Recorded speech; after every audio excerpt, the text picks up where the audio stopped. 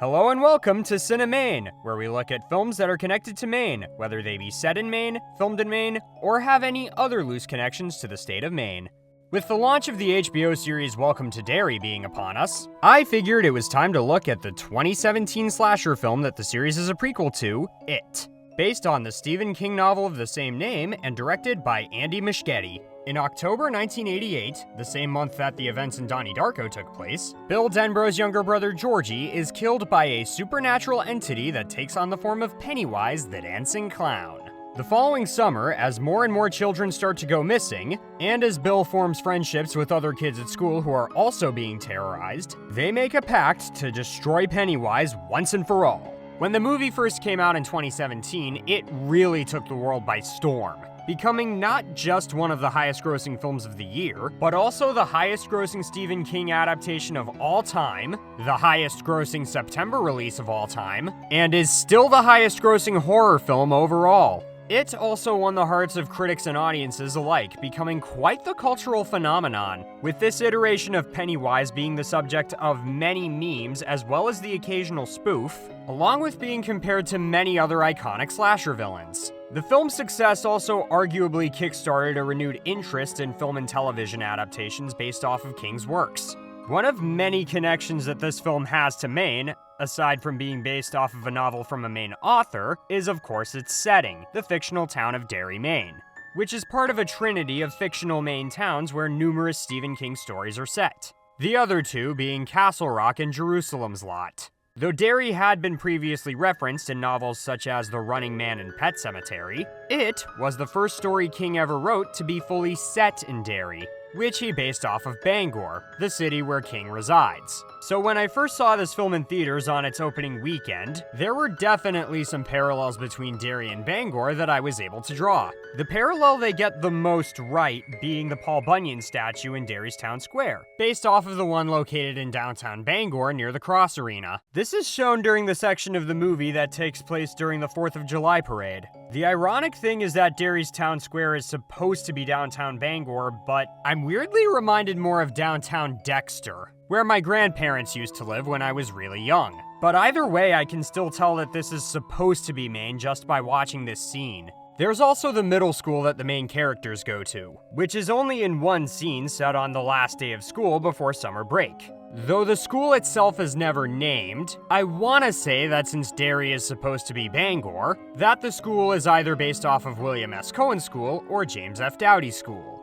Yes, both of Bangor's middle schools look exactly the same. I know, I found that weird growing up too.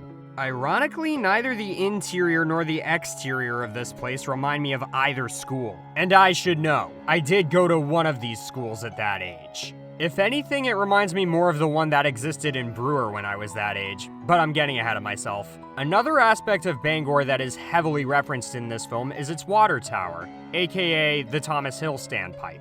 On the last day of school, we see that the local new kid, Ben Hanscom, made a diorama of it. There's also a part during the third act where Bill Denborough rides his bike past there. There are subtle differences between the real standpipe and the one in the film though. That is to say, the location of the windows is different in real life, as those are located next to the stairs of the interior. But the resemblance is close enough to this place that I can tell what it's supposed to be. And I'm sure general moviegoers or first-time viewers more than likely won't notice these differences. I also read that a tragic incident that occurred at this place in 1940 was apparently an influence on King when he was writing the original book. Not sure how true that is, but it wouldn't surprise me. There's also the neighborhood where Georgie plays in the rain at the start of the film, which in the original book was based off of a storm drain located near Jackson and Union Streets. But this film's references to Bangor go beyond just that of the geography. There are also references to some historical events that took place in Bangor over the years too. One potential reference occurs when Ben heads to the library to do research on Derry after moving there. During his research, he comes across an article detailing the Derry Ironworks explosion that occurred in 1908.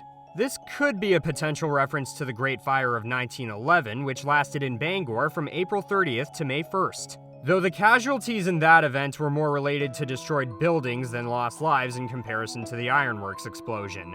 One thing that's definitely a reference is this moment where Ben is talking with his new friends and he mentions the Bradley Gang of 35. and I charted out all the big events. The Ironworks explosion in 1908, the Bradley Gang in 35. This is a direct reference to the Al Brady Gang, whose namesake was gunned down by FBI agents in downtown Bangor in 1937. Not only do the last names sound similar, but Bradley's first name being Al is definitely more than a coincidence. There are even a couple of Easter eggs here and there, such as this Acadia National Park reference, along with this shirt that Richie is wearing in the abandoned house. I was wondering if Freesis was a reference to something in Maine, so I looked it up.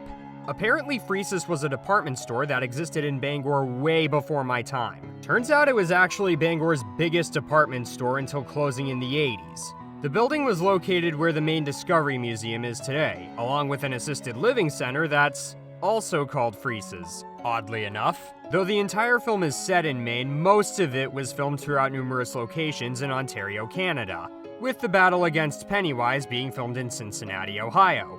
A Stephen King movie filmed in Ohio? Why does that sound familiar? Nevertheless, the filmmakers did a fantastic job making the locations in this film resemble a believable Maine town. And the filmmakers did a fantastic job with this movie as a whole, really. First, there's the acting, which is all around perfect. There is, of course, Bill Skarsgård as the film's main villain, Pennywise. To say that he turns in an iconic performance would be quite the understatement. I've recently discovered that Heath Ledger's performance as the Joker in The Dark Knight was apparently an influence, and I can totally see it. I'd argue he's every bit as brilliant here as Heath Ledger was in that film. What's interesting too is that he's only on screen for a total of 11 minutes, in a film that's over 2 hours no less. You'd think because of the lack of screen time that this part of the movie would be disappointing, but he's kinda like Shadow in Sonic 3, I think. Whenever he is on screen, he really knows how to steal the show, and you feel his presence throughout the majority of the flick. Only instead of feeling for him, we're heavily creeped out by him, in the best way. I will admit, however, the first time I saw this film, I was a little distracted by his voice. I was occasionally reminded of John Leguizamo as the Violator in Spawn. Nevertheless, he not only has some occasionally darkly funny moments, just like the Violator, but man, does Skarsgård do a brilliant job making this character sinister and terrifying when he needs to. It's the kind of role that he's made quite the career out of, if I do say so myself. The child actors in this film are equally as good. They hold a great camaraderie with one another, and they do a great job behaving like how middle schoolers tend to. This is especially true for Finn Wolfhard as Richie, who is the perfect comic relief in this film. To top it all off, a lot of the things that these kids go through outside of being terrorized by Pennywise are things that a lot of kids that age tend to go through. The film does a perfect job capturing what it's like to be that age, and the actors all do a great job making these characters rather convincing. One performance that I feel gets heavily overlooked, however, is Nicholas Hamilton as Henry Bowers, the ringleader in this film's group of Stephen King bullies.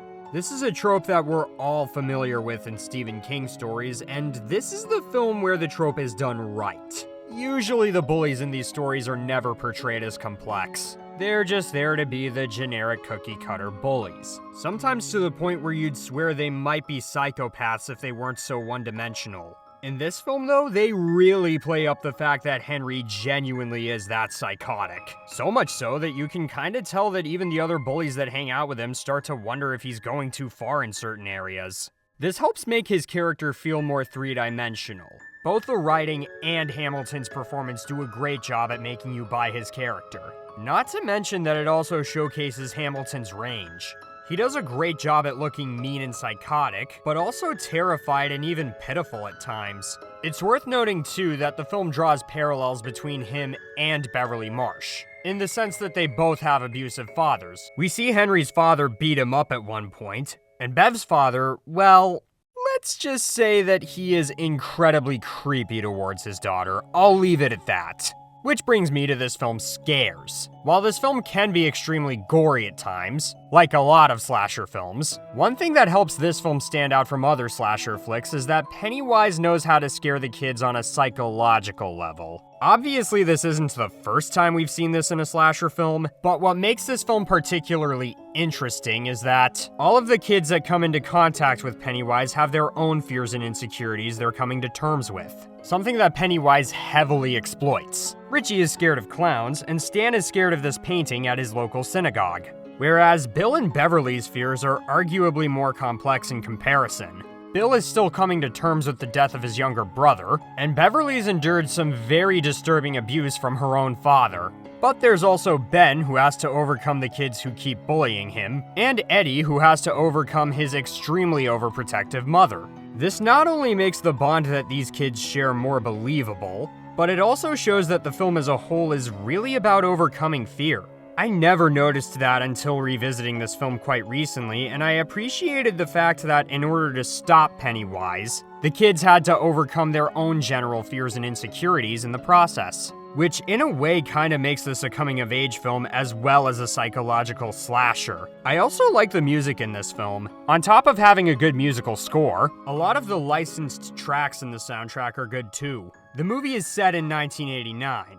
And these songs do a great job at immersing the viewer into the time period. I'm usually not one for 80s nostalgia personally, but I dug a lot of the songs chosen to be in this film. I can't really remember the last time I saw a big movie like this that had music from bands like The Cult or Anvil, so it was pretty exciting to go to a movie on the big screen and hear their music used in a movie like this. But my favorite scene in this film that utilizes licensed music is the scene that features Anthrax's cover of Antisocial by Trust, which is used in the scene where the main characters finally stand up to the bullies that have been taunting them throughout the entire film.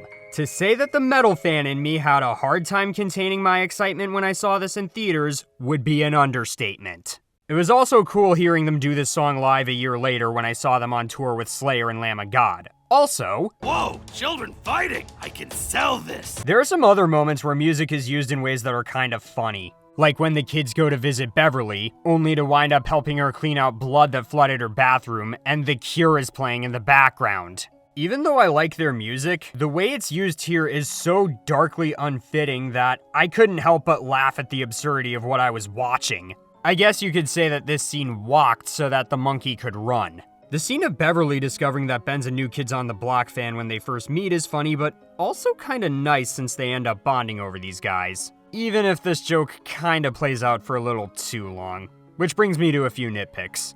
One of them is with the character Stan. Though Wyatt Oleff does a good job playing this character, he isn't written that memorably. Granted, we do spend some time with him, and there is a creepy scene where he finds a painting of this creepy looking lady, accidentally drops it, picks it back up, and suddenly the person is gone, followed by the person chasing him. But outside of that scene, there wasn't much about this character that really stood out to me, especially compared to Eddie, Richie, Beverly, or even Henry Bowers. That's pretty bad when the Stephen King bully feels more developed. The other one, and this one's definitely a nitpick, is this one detail in one scene in Derry's town square. As you can see, the theater only seems to be showing Batman and Lethal Weapon 2. A cute Easter egg since both movies did come out that summer, and were both made by the same company that technically owns the studio that made this film. But this scene occurs before the 4th of July parade. Lethal Weapon 2 didn't come out until July 7th. No! That's definitely a minor gripe, though. It could have just been a coming soon advertisement, but I digress. Overall, I think this is a great horror movie. It's worth noting that while this was the first time this book was adapted for the big screen, there was a previous adaptation in the form of a 2-part miniseries in 1990. I am planning on reviewing that version at some point. So for now, I'll just point out that in that version of it, the scenes set in the present were the scenes where the main characters were all grown up, while the scenes where they were all children were presented as flashback scenes. While the scenes with the main characters as kids were the best parts of that film, the downside is that because those scenes were presented as flashbacks, it made the scenes of Pennywise terrorizing them less suspenseful. Because we knew they would make it out okay. Which is why it was a brilliant call on the filmmakers to split it into 2 films, with the first film focusing solely on when the main characters are kids, and the next one following them in their adulthood. This not only restores a great deal of tension in those scenes, but since this is a new adaptation, it can also make certain storytelling choices that the other version didn't, and even expand on certain things. This film managed to do all of that while also telling a great self-contained story all in one film.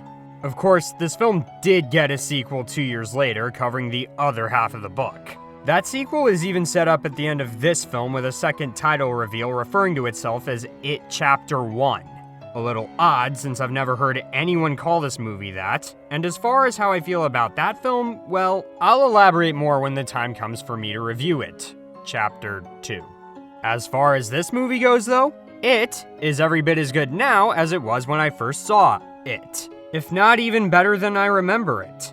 If you're not a fan of slasher films or scary movies in general, or if you're someone who doesn't care for 80s nostalgia, this film will more than likely not be up your alley. But if you're a Stephen King fan, are a fan of not just slasher films, but are also into psychological horror and love the idea of blending the two genres together, it will definitely float your boat.